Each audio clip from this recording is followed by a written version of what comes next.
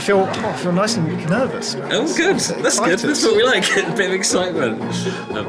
Hi there, I'm Brad and welcome to the Bristol Show 2026. I am joined by my previous bromance from last year, Mr. Oliver from PMC. Mate, hello, good lovely to see you again. Good to see you. Thanks for taking the time out to come and see me, because you're here for one day apparently. You're leaving the rest of the team to do all the hard work. It's not enough days for this glorious show. Yeah, don't try and butter me up now. Oh, and you brought me a cupcake. Yes, bring on the cupcake. It was a giant. This wasn't just a cupcake. random cupcake. This is an anniversary cupcake because it's a special anniversary for you guys. It is, yes. 35 years in business. And that's quite a milestone, really. Yeah, well, we're taking the opportunity, as one does on a milestone birthday, to be quite reflective.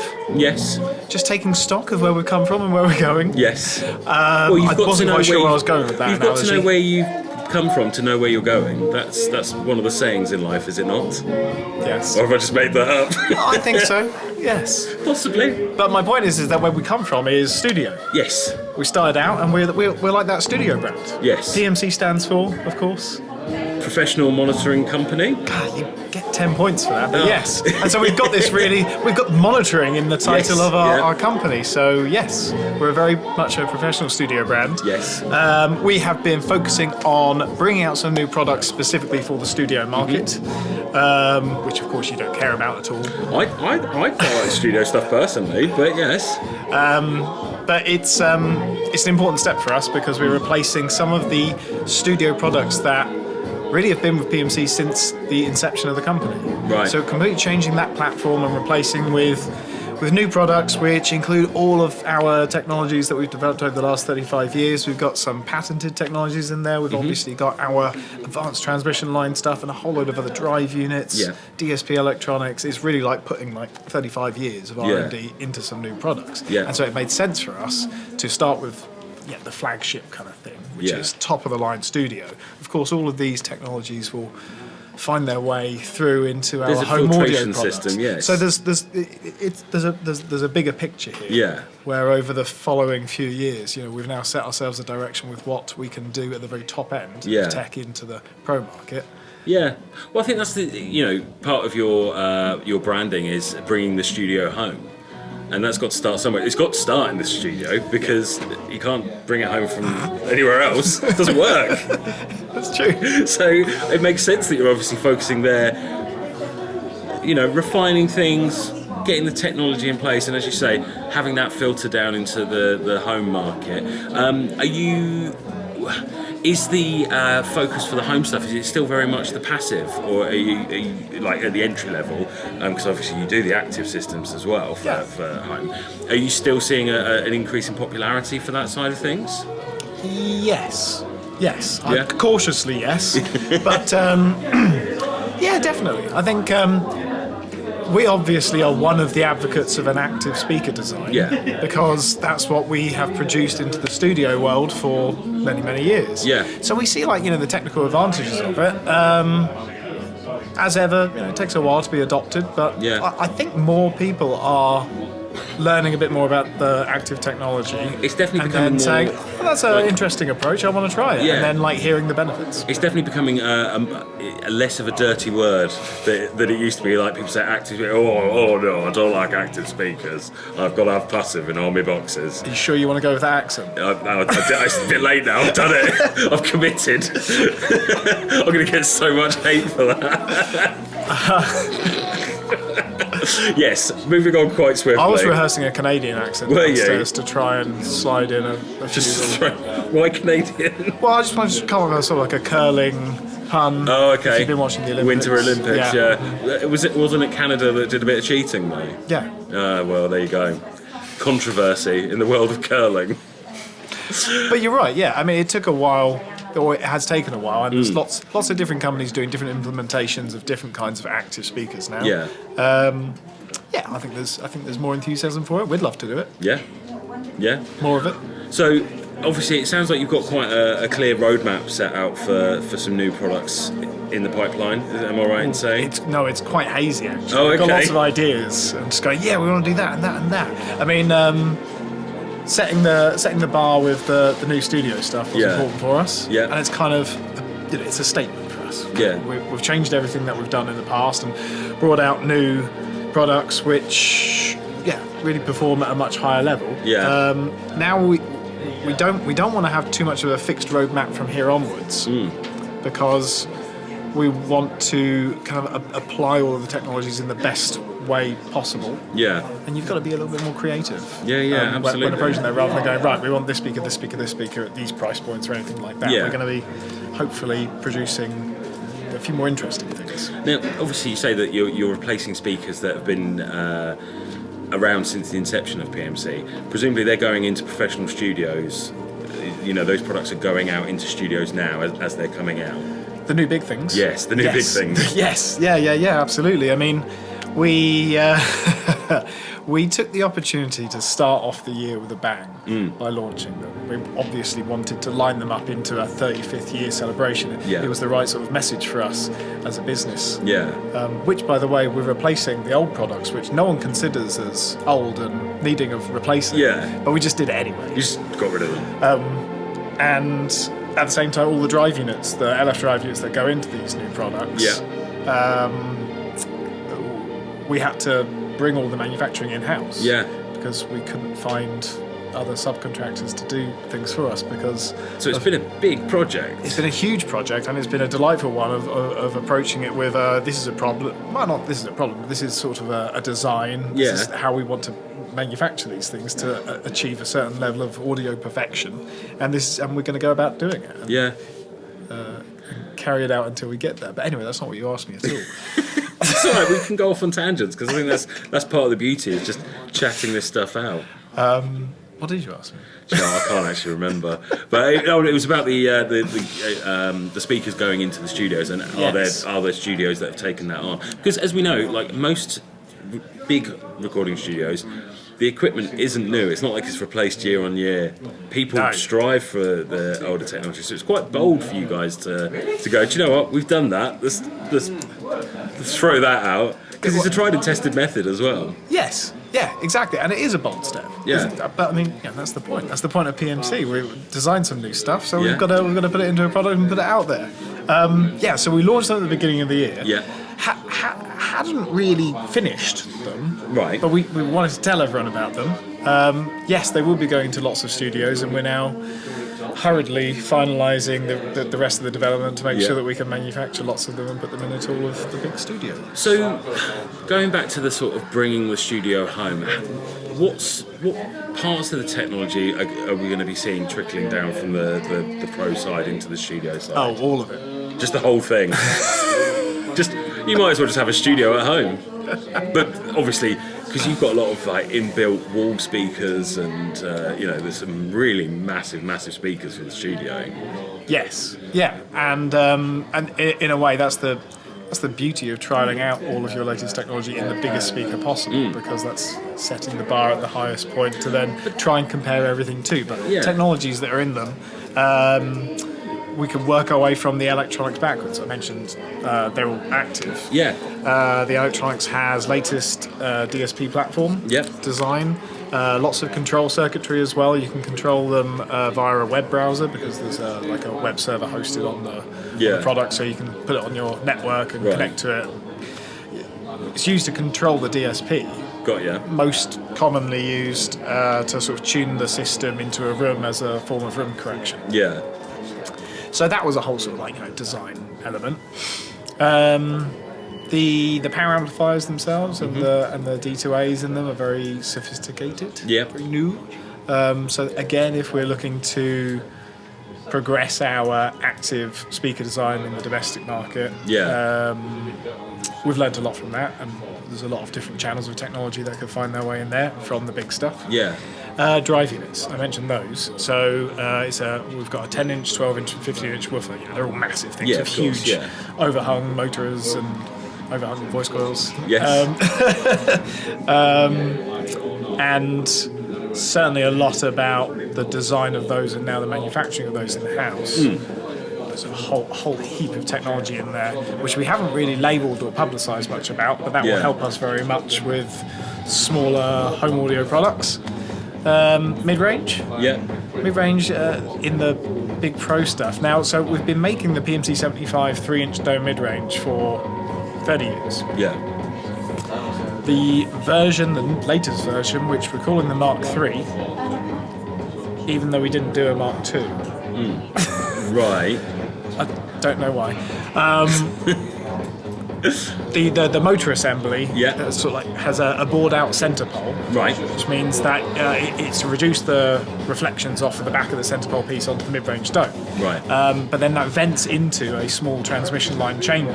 So the acoustic design of the PMC 75 mid-range has all been overhauled, brand new, from the ground up. And that unit itself, we're kind of better understanding it. It's a magnitude of distortion lower than the model it replaced. Yep. So that's where we see the main performance gain.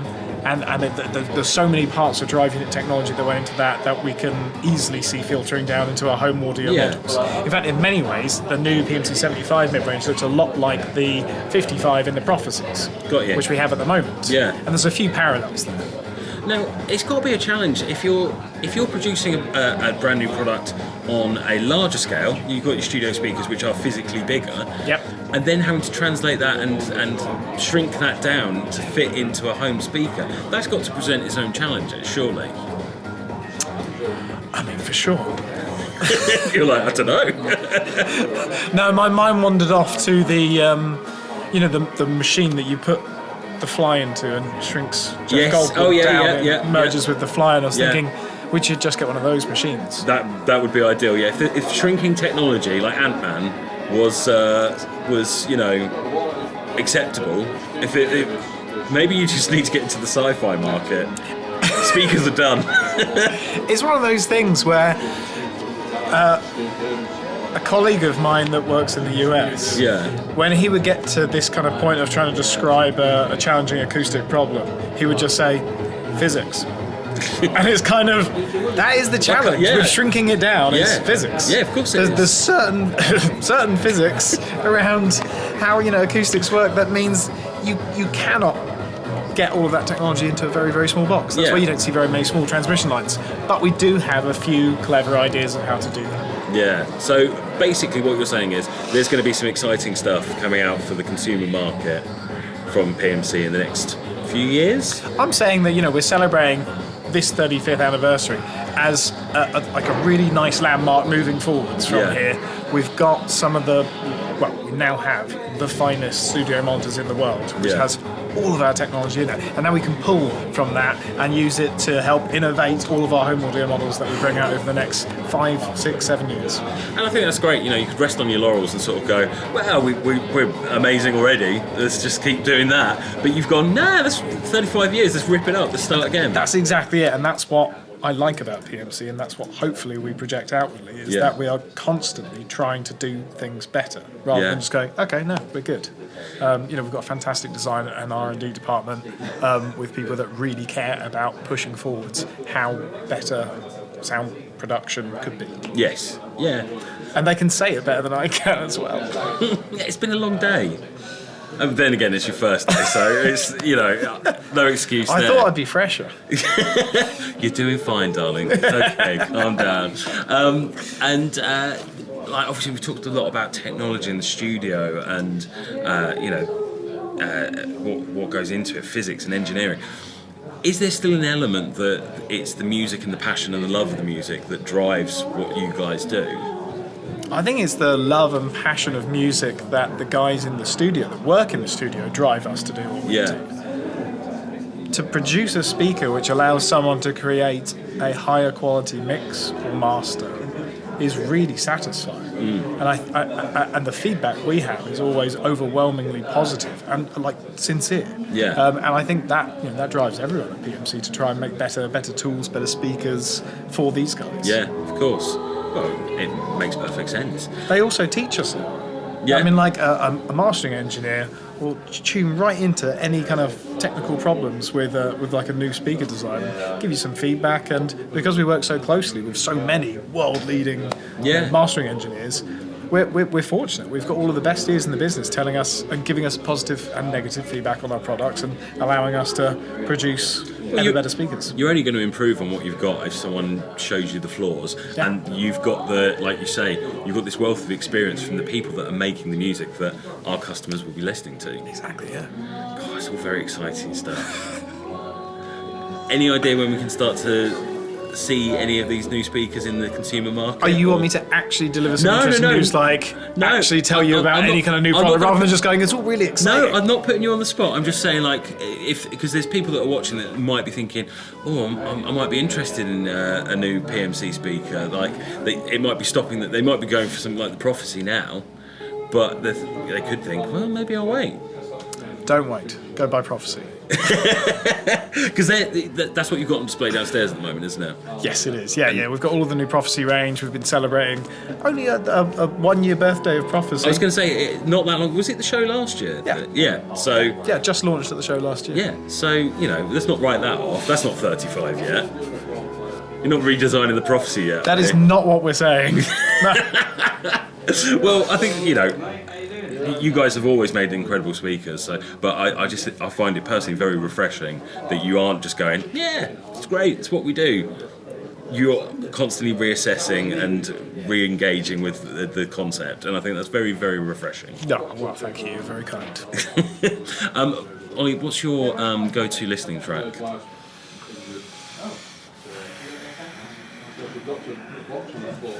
Is there a particular track that you sort of like to listen to when you're testing things? If I'm testing something, it definitely will not be a track from any artist that I would like to ever listen to again, because part of testing is listening to that track about 40,000 times. So it's more of a tool. We have some test tracks over here, and then music that I like listening to. And what is it? What are you playing at the moment? What are you like? As a testy. No, track? Just as a liking track. I don't know. You put me on the spot, and now I haven't got something to say immediately. I was listening to a remix of a Miles Davis, Kinda Blue. Yeah. I was just really loving that. Yeah. Again, going back to the simplicity of how it was recorded. Yeah. 50, 60 something years ago, probably with three tracks, and it captures the whole room that it's recorded in, and the more you listen to it, the more you can hear little nuances in the recording, and also it points out how good recording technology was 60 years ago. I mean, 70s. when you look at microphone technology and microphone placement back in the day, it was it really captured something quite special. Yeah. But I think people might have overdone it, overcomplicated and over-engineered it. But then it's gone back, hasn't it? Well, we were involved with, this isn't why I brought it up, but we were involved with a remix of Kinda Blue. Yeah. Into an Atmos file. Okay. And, when you've got only 3 tracks to start with, you're very limited with what you can do with that in Atmos, considering Atmos is this multi-channel, room-filling immersive audio format. So the original track was played back in the live room of Capitol Studios. Wow. And an array of microphones was set up to capture the reflections and the ambience of the room to try and create that sizzle of the right sound that we wanted. And then those recordings from the microphones were used to create the mix and... to create all of the ambience that was fed through the Atmos surround channels. Very clever stuff. But it comes across really good. Yeah? Really nice. And again, there's little nuances in the track that you hear that you've never heard before. I mean, it does sound quite exciting. I don't understand why you're listening to it and enjoying it. I don't just listen to jazz. What do you listen to? I listen to lots of different things, but I've always my love of music has always started with sort of punk and ska and reggae, and then rock. But then I'll happily listen to some 80s pop and 90s pop. I'd like to keep it varied. Nice. I've got some guilty pleasures that I won't discuss, but it's. But then I'll also listen to sort of classical and film scores and things like that. So, you've got to keep it varied. You've got to keep it interesting. Great. But we'll talk about that another time. Anyway, Ollie, thank you so much for joining me today. It's been a pleasure speaking to you. Thanks. And are you going to spend more than a day here next year? Maybe. Maybe just do a morning. I'm having a great day. I've had a wander around the whole show. I've been checking out a few new bits of technology. Got my eye on a new amplifier. It's great. Oh, nice. Any You going to divulge on who that was? No. No? Well, Ollie, thank you so much. Absolute pleasure to see you as always. And guys, thanks very much for watching. If you can't make it to the show, you want to check out PMC, get in contact with your local Audio T store, and they'll be more than happy to help you out. And hopefully you'll see myself and Ollie at the show next year. Thanks very much for watching. You take care. Bye now.